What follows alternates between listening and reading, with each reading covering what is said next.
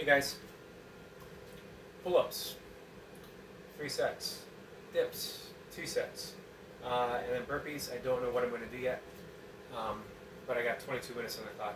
So whatever time I have left, I'll go ahead and do burpees. I'm thinking, man, if I get all this done, I have maybe 12 minutes left or something, I might do the Paul from Oregon EMOM workout. It's been several days since I've done a more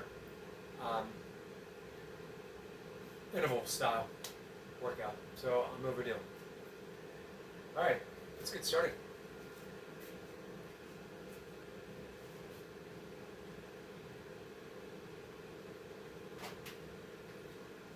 Seven reps is the number for today. I'm thinking 753.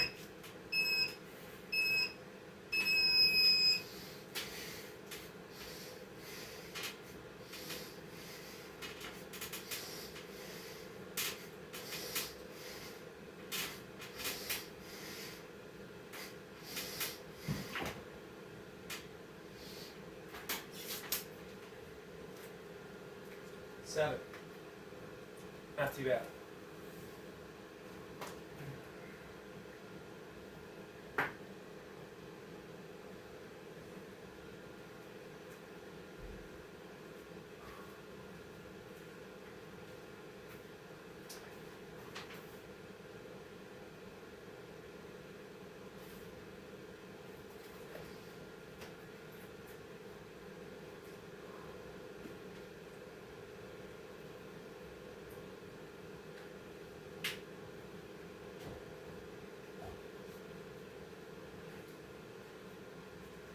So, 7. Felt pretty good. Fairly explosive. Coming out of the hole, pretty strong. It's one of my weak points. Of course, pull-ups right now are my weak point, the entirety of them. About 30 more seconds. 5 reps coming up next. So yeah, the plan is 753, and then dips, body weight as many as I can get. Then I'm still working with 12.5 pounds. I haven't gotten 10 reps yet with that on my second set of these. Set 2.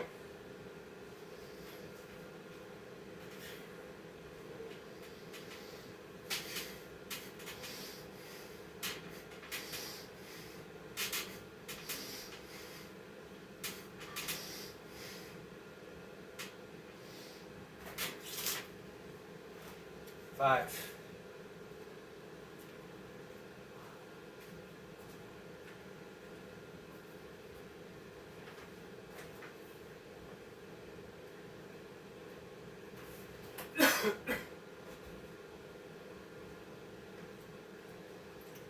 Three's coming up.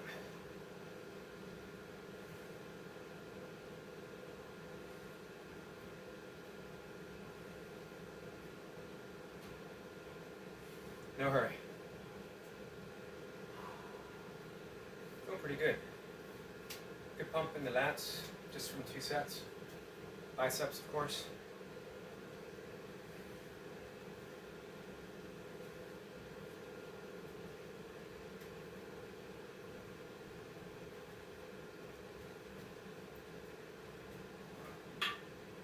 Three reps.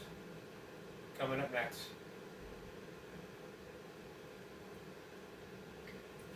Try to keep it as explosive as all the other reps. Just because it's 3, there's no excuse to be lazy with them. And then dips.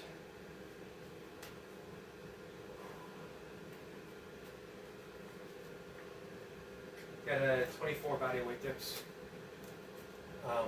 last session. And then I think it might have been Saturday.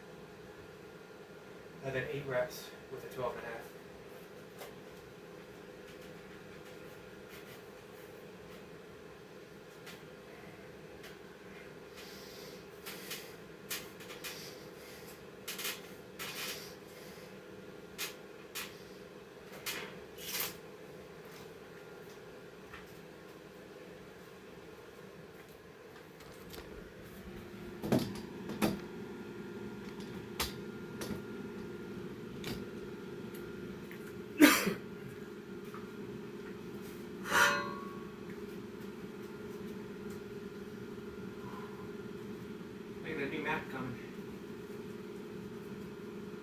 sometime the next week.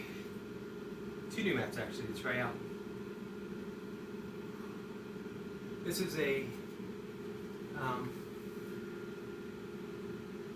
Cam Bevo, which, man, it would have been great for yoga. For burpees, it wears out pretty quick. I got 1,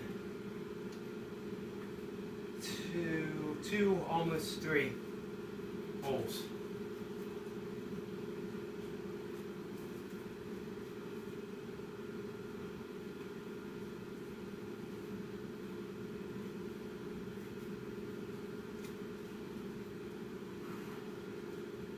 So 24 reps. I'll be happy. I'll be honest with you. I'm always happy breaking 20. 24 reps was 1 up from the session before. 6 down from my best. You can't get the best every session. If you did, would it still be your best?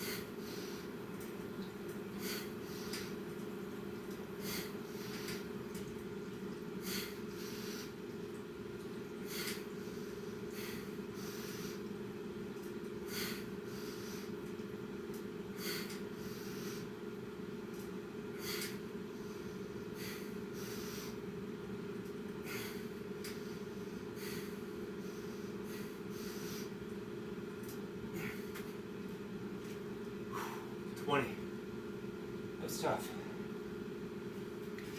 My front delts, mainly from get-ups and what did I do yesterday? Oh, 2 pumps.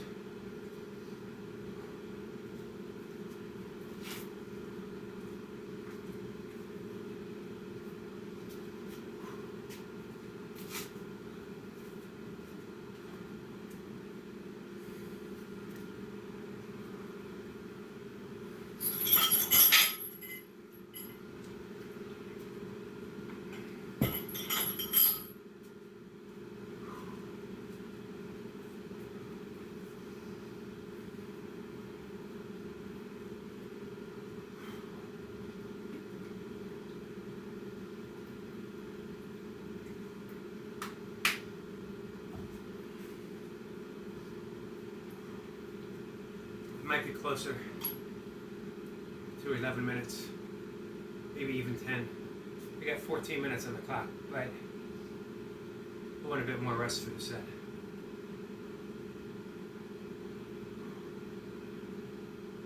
Whatever I have left, it's probably going to be interval. I mean, I don't know, guys, my hamstrings have been tight and sore almost no matter what I do. I felt my hamstrings in my pull-ups, believe it or not.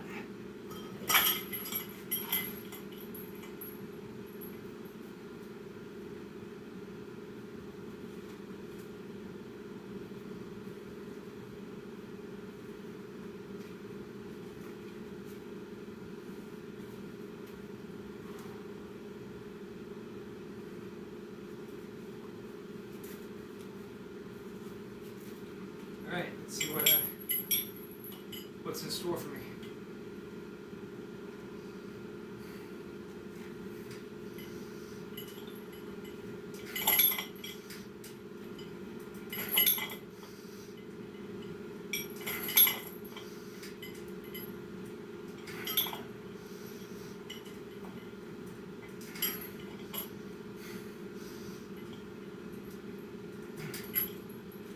Six. Not a great dip day, guys. Not a bad dip day.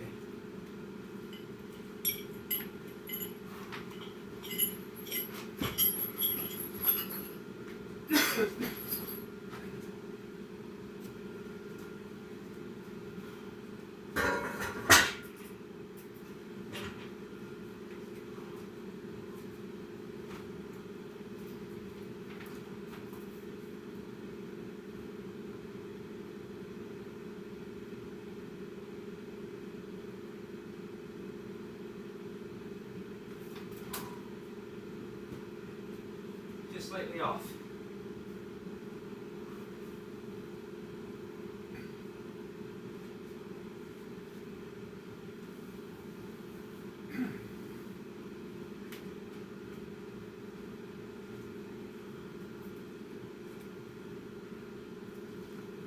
Alright, 11 minutes on the clock. I thought about trying to jump in.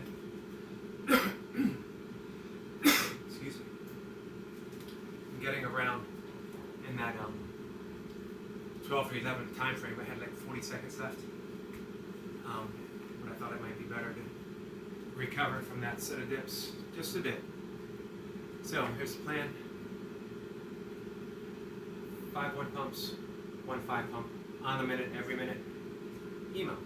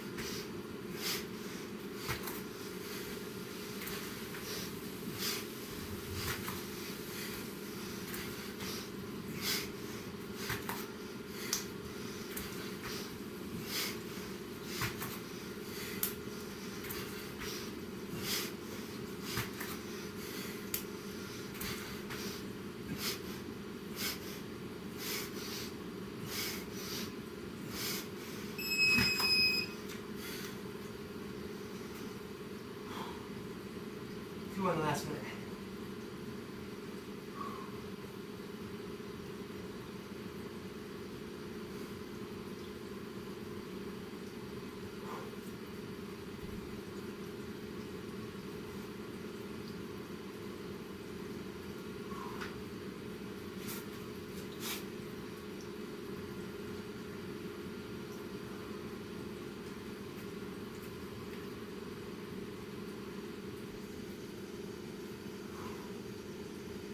Paul had that for 20 minutes, I think even 30 minutes. But you know what? It's a good finisher too. Sign of a good program.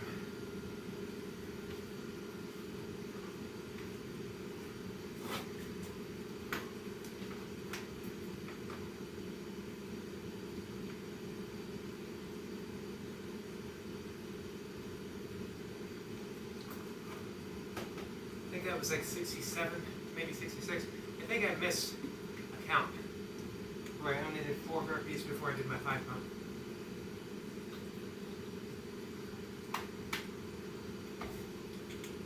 It's okay. Had a good workout.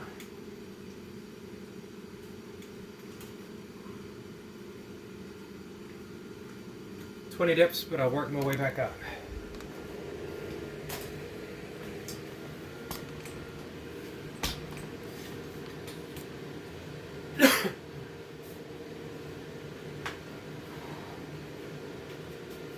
So I've been talking a lot about karma,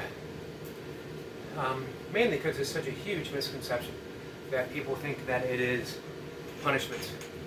I always see people,